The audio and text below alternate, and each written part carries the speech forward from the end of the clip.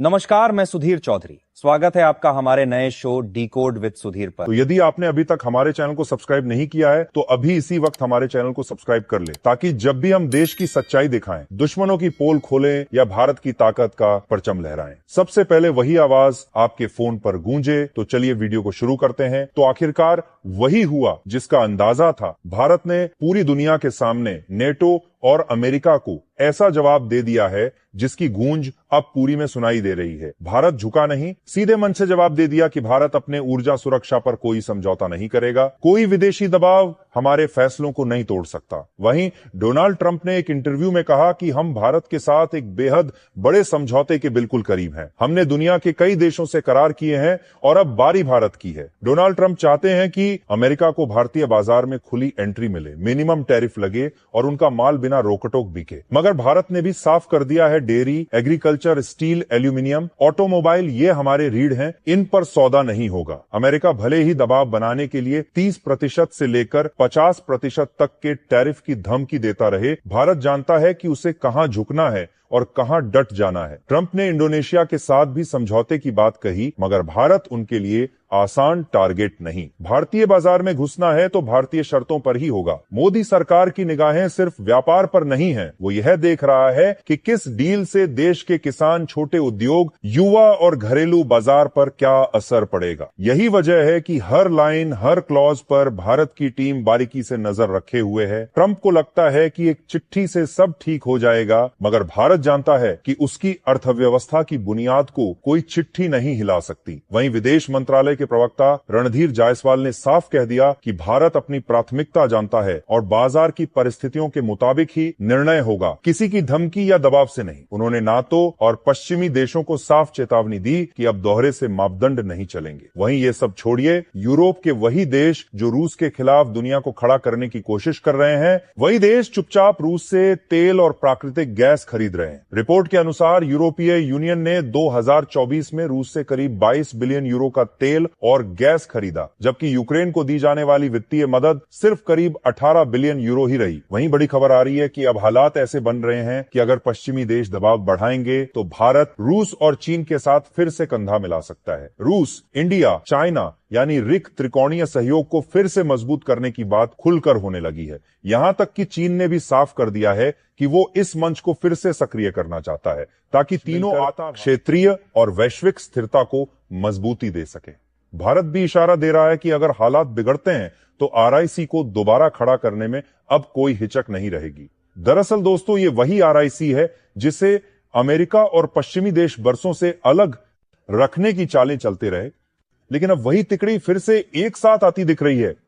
वहीं देखिए, अमेरिकी राष्ट्रपति डोनाल्ड ट्रंप की टैरिफ डील इन दिनों फिर से भारत पर कहर बरपा सकती है। दरअसल अमेरिका भारत पर जीरो टैरिफ डील लगाना चाहते हैं।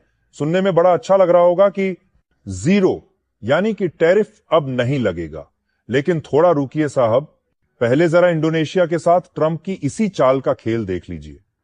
इंडोनेशिया और अमेरिका के जीरो टैरिफ डील के मुताबिक अब अमेरिका इंडोनेशिया में अपने प्रोडक्ट बिना किसी टैक्स के उतार रहा है, यानी जीरो टैरिफ।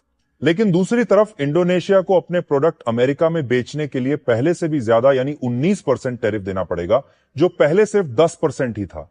मतलब खेल एकदम साफ है कि अमेरिका कूटनीतिक चाल चल रहा है और ट्रंप अब यही मॉडल भारत पर भी लगाना चाहते हैं। क्या भारत सरकार इसे लागू करने देगी? क्या मोदी सरकार फिर से अमेरिका के सामने झुक जाएंगे? आपको क्या लगता है? कमेंट करके जरूर बताएं, क्योंकि भारत को यह समझना होगा कि जीरो टैरिफ डील के नाम पर ट्रंप वही खेल खेलने वाला है जो इंडोनेशिया के साथ खेला गया।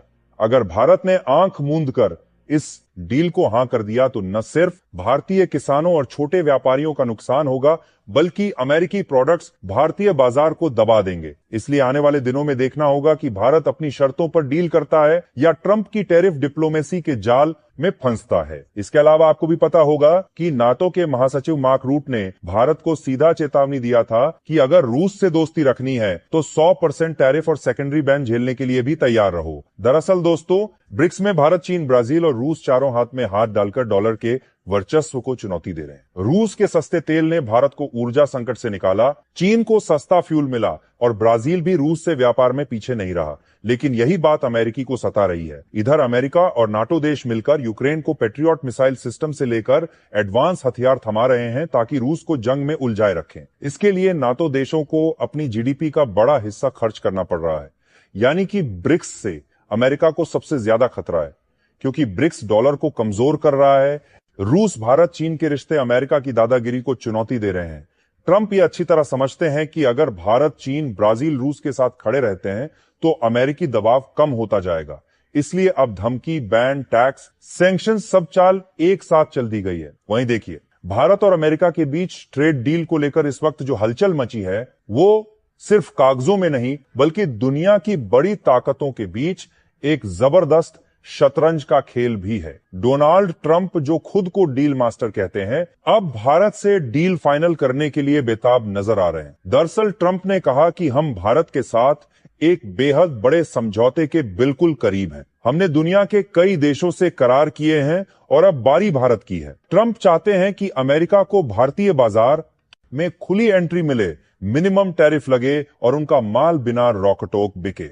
मगर भारत ने भी साफ कर दिया है, dairy, agriculture, steel, aluminium, automobile ये हमारे रीढ़ हैं, इन पर सौदा नहीं होगा। मोदी सरकार की निगाहें सिर्फ व्यापार पर नहीं है, वो यह देख रहा है कि किस डील से देश के किसान, छोटे उद्योग, युवा और घरेलू बाजार पर क्या असर पड़ेगा। यही वजह है कि हर लाइन, हर क्लॉज पर भारत की टीम बारीकी से नजर रखे हुए है। ट्रंप को लगता है कि एक चिट्ठी से सब ठीक हो जाएगा, मगर भारत जानता है कि उसकी अर्थव्यवस्था की बुनियाद को कोई चिट्ठी नहीं हिला सकती। इसके अलावा आपको पता होगा कि ट्रंप ने पुतिन को 50 दिन का अल्टीमेटम देकर डराने की कोशिश की थी। वही अब उल्टा अमेरिका और नाटो की छाती पर भारी पड़ रही है। लेकिन इसके जवाब में रूस ने जिस अंदाज में परमाणु हमले की संभावना को हवा दी है, उसने वॉशिंगटन से लेकर ब्रसेल्स तक सर्दी में भी पसीना छुड़ा दिया है। पुतिन के दफ्तर से दिमित्री पेस्कोव ने साफ कह दिया कि ये जो 50 दिन का तमाशा तुम लोग कर रहे हो, रूस को घेरने का, उसे झुकाने का,